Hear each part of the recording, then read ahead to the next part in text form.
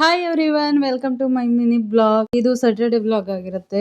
Saturday full ಮನೆಯೆಲ್ಲ cleaning ಎಲ್ಲ ಮುಗಿಸ್ಕೊಂಡು ಅಂದ್ರೆ ಅವತ್ತು ಯಾರು ಮನೇಲಿ ಇರ್ಲಿಲ್ಲ. ನಾವೆಲ್ಲರೂ ದಾದ ಕೆಲ್ಸಕ್ಕೆ ಹೋದ್ರು, ಅಮ್ಮ ಒಂದು ಗೃಹ ಪ್ರವೇಶ ಇದೆ ಅಂತ ಹೋದ್ರು, ನಾನು ಅಂಗಡಿಗೆ ಬಂದೆ. ದಿಯಾ ಸ್ಕೂಲ್ ಇತ್ತು, ಕಲರ್ ಡ್ರೆಸ್ ಆಗಿತ್ತು ದಿಯಂದು. ಅದಕ್ಕೆ ಬೇಗ ಬೇಗ ಎಲ್ರು ಮನೇಲಿ ಬಿಸಿ ಇರೋದ್ರಿಂದ ಅವಲಕ್ಕಿ ಮಾಡಿದ್ವಿ. ಅವಲಕ್ಕಿ ತಿನ್ಕೊಂಡು ಅಂಗಡಿಗೆ ಬಂದೆ. ಅಂಗಡಿಲೆಲ್ಲ ಕ್ಲೀನಿಂಗ್ ಎಲ್ಲ ಮುಗಿಸಿ ಆಮೇಲೆ ಒಬ್ರು ಕಸ್ಟಮರ್ ಬಂದ್ರು. ಕಸ್ಟಮರ್ಗೆ ಹೇರ್ ಕಟಿಂಗ್ ಮಾಡಿ ಜಸ್ಟ್ ಯು ಕೊಡಿ ಅಂತ ಹೇಳಿದ್ರು ಅಷ್ಟೇ. ಯು ಕಟ್ ಮಾಡಿ ಆಮೇಲೆ ಪಕ್ಕ ಶಾಪಲ್ಲಿ ಹೋಗಿ ಕುತ್ಕೊಂಡಿದ್ದೆ. ಅಲ್ಲಿ ಅವಳು ಮಗನಿಗೆ ಕಾಲ್ ಮಾಡಿದ್ಲು, ವಿಡಿಯೋ ಕಾಲು ಮಾತಾಡ್ತಾ ಇದ್ದೆ. 2.5 ವರ್ಷದ ಒಂದು ಮಗ, ಆಮೇಲೆ 9 months ಒಂದು ಬೇಬಿ.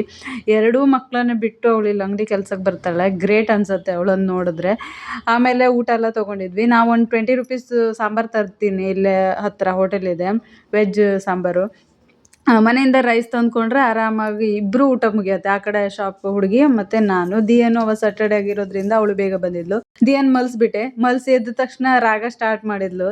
ಅವಳೆ ದುಡ್ಡು ಕೊಡು, ತಿನ್ನೋ ಕೊಡು ಅಂತ ಕೂಗ್ತಾ ಇದ್ಲು. ನಾನು ಕೊಡೋಕೆ ದುಡ್ಡೆಲ್ಲ ಕೊಡೋದನ್ನ ಇವಾಗ ಸ್ವಲ್ಪ ಕಡಿಮೆ ಮಾಡಿದ್ದೀನಿ. ಎಲ್ಲ ಡಬ್ಬಿಗೆ ಹಾಕ್ತಾಳೆ, ಅಮೌಂಟನ್ನು ಸೇವ್ ಮಾಡ್ತಾಳೆ.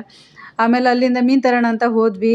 ಆಯಿತು, ಟೈಮ್ ಆಯಿತು ಮನೆಗೆ ಹೋಗೋಣ ಅಂತ. ಅದೇ ಟೈಮಲ್ಲಿ ಮೀನು ತಗೊಂಡು ಹೋಗೋಣ ಅಂತ ಹೋದ್ವಿ. ಅಲ್ಲಿ ನೋಡಿದ್ರೆ 200 ರೂಪಾಯಿಗೆ 4 ಅಂತ ಇದ್ರು. ಬೇಡ ಅಂತ ಮನೆಗೆ ಹೋದ್ವಿ.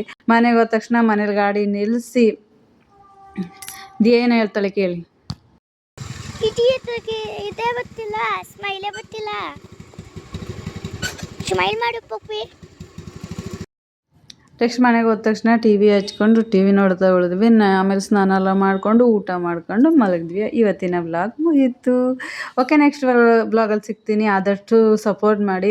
ಲಾಂಗ್ ವಿಡಿಯೋಸ್ ಆಗ್ತಾ ಇದೆ ಯೂಟ್ಯೂಬಲ್ಲಿ, ಬಟ್ ನಾನು ಸ್ವಲ್ಪ ಇವಾಗ ಬ್ಯುಸಿ ಇರೋದ್ರಿಂದ, ಸೀಸನ್ ಟೈಮ್ ಆಗಿರೋದ್ರಿಂದ ನಾನು ಲಾಂಗ್ ವಿಡಿಯೋಸ್ ಮಾಡ್ಕೊಳಕ್ಕೆ ಆಗ್ತಾನೆ ಇಲ್ಲ. ಸೊ ಅದಕ್ಕೋಸ್ಕರ ಶಾರ್ಟ್ ವಿಡಿಯೋಸ್ ಅಪ್ಲೋಡ್ ಮಾಡ್ತಾ ಇದ್ದೀನಿ.